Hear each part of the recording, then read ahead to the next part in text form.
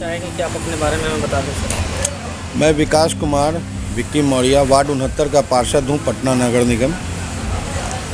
ये जानना चाहेंगे कि क्या वजह रहा कि सर आपने जो है स्टैंडिंग कमेटी से जो है रिज़ाइन किया? बहुत सारे कारण थे, जैसे कि पब्लिक के बीच में हम थोड़ा सा टाइम जितना देना चाहिए उतना नहीं दे पा रहे थे। मेरे वर्कर या जो भी मेरे एम्प्लॉई हैं, इन लोगों को हम फीडबैक दे के हमको, क्योंकि डेली मौर्या लोग अपने मुख्यालय जाना ही होता था स्टैंडिंग कमेटी मेंबर के नाते, वहाँ भी बहुत सारे दायित्व होते हैं, उसको निभाना था और पूरा पटना को ही देखना पड़ता था।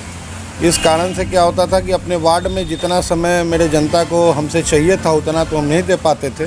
अब चुनावी समय आने वाला है, 8 महीना 7 महीना बच रखा है, तो हम जनता के बीच अपना टाइम देना चाहते हैं, उनका सुख दुख बांटना चाहते हैं। उनके साथ जो हम काम कर पाए या जो काम नहीं कर पाए या जो उनकी परेशानियां बची रह गई, उनसे समझ के हम आगे उस चीज़ का निपटारा करना चाहते हैं। इसलिए हम स्टैंडिंग से फ़िलहाल इस्तीफ़ा दे दिए कि आपके कार्य के अभी लगभग 4.5 साल पूरे हो चुके हैं। इस दौरान जो है अपने अनुभव के अनुसार हम आपसे जानना चाहेंगे कि क्या लगता है कि कितनी छूट जो है एक वार्डर को मिलनी चाहिए ताकि वो अपने वार्ड का जो पूरी तरह से विकास कर पाए? बहुत सारा मामला आता है, जैसे कि एजेंसी पे एजेंसी बहाल होते जा रहा है पटना नगर निगम में। इससे बहुत ज़्यादा परेशानी होती है। जैसे कोई टेंडर के लिए अगर हम लोग डालें, हम लोग अनुशंसा की, अनुशंसा के बाद उसका प्रोसेस इतना लंबा होता है कि साल 1.5 साल 2 साल खिंचाता हुआ चला जाता है।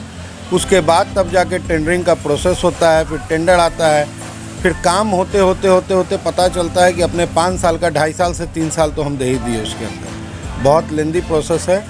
एजेंसी पे एजेंसी, कभी कोई एजेंसी आके किसी चीज़ का रोक लगाती है, कभी कोई एजेंसी आके किसी चीज़ पे रोक लगाती है, और सारा मामला रहता है लेन देन का। इस कारण से जो है हम लोग को बहुत ज़्यादा परेशानी होती है। हम लोग चाहते हैं कि इंडिपेंडेंसी हो जाए।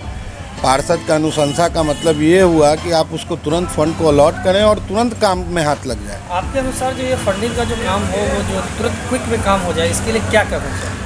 इसके लिए अधिकार मिलना चाहिए, पार्षदों को अधिकार मिलना चाहिए। किन अधिकारों की बात आप कर रहे हैं सर? जैसे कि किसी चीज़ का अगर फंड, मान लिया अभी 1 करोड़ का योजना जैसे हमारे पास दिया गया, 1 करोड़ का योजना लास्ट टाइम, इसके पहले भी अनुपम सुमन सर जब थे, हमारे कमिश्नर थे, उन्होंने 2 करोड़ का व्यक्तिगत फंड दिया था पार्षद को कि आप अपने विवेक से जो भी आपके वार्ड में स्विमिंग पूल हो, मंदिर हो, जिसका भी जीर्णोद्धार करना हो, जो ऐतिहासिक बिल्डिंग है, भवन है, जो भी आपको बनाना है, आप 2 करोड़ के फंड से आप बना सकते थे। कमेटी हॉल हो, क्या हुआ उस प्रोसेस का? तो कुछ भी नहीं हुआ, वो कहानी ख़त्म हो गया। फिर अब जाके 1 करोड़ फिर से हम लोग को मिला है कि आपका 1 करोड़ का फंड मिलने जा रहा है, आप अपने विवेक से जो बनाना चाहें बनाएं। किसको लगभग सब पार्षदों को दिए हुए 6 महीना बीत गया है, लेकिन किसी भी तरह का कोई फंड का अलॉटमेंट अभी तक नहीं हुआ है, और पता नहीं अब क्या होने जाएगा, क्योंकि अब चुनाव में ज़्यादा दिन है नहीं। ये काम हो भी पाएगा कि नहीं हो पाएगा मालूम नहीं। छठ और दिवाली को लेकर के आप अपने अच्छे वार्ड के लोगों को क्या कहना चाहेंगे? छठ और दिवाली लेकर मैं बहुत बहुत शुभकामनाएं देता हूं, बहुत बहुत बधाई देता हूं। दीपावली में आप पटाखे कम फोड़ें, कोशिश करें कि मिठाई और बढ़िया पहनावा करके आप अच्छे से इसको मनाएं। दिवाली का पटाखे कम जलाएं, इससे पैसे की भी हानि होती है, वायु प्रदूषण भी होता है। कम से कम इसको हम लोग यूज करें, और दिवाली की बहुत बहुत शुभकामनाएं। छठ महापर्व है, छठ महापर्व में मेरा भी 2 घाट आता है, जो पत्थर घाट है, अदरक घाट है। हर साल तो मैंने अपने जानते भर में अपने रीजन में बहुत अच्छा व्यवस्था दिया हूँ, हर जनता खुश रहते हैं।